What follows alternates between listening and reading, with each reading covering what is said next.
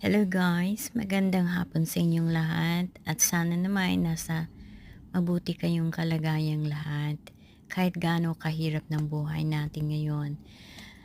Ito nga sabi nito na love Jesus to make all things easy in life kahit pa paano.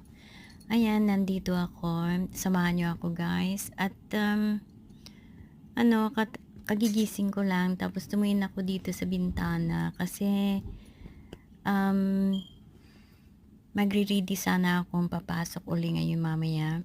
Napansin ko maganda yung ano ng sunset. So, gusto ko lang i-share sa inyo guys.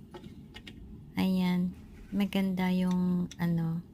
So, kaso masyadong mahangin. Tsaka mamaya uulan ata daw.